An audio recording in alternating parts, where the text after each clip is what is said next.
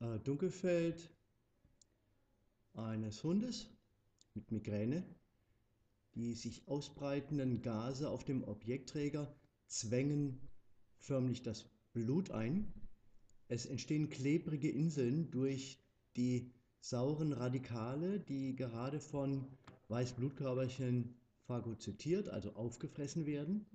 Man sieht, wie das Blut dran vorbeirauscht. Das sind die festen Bilder.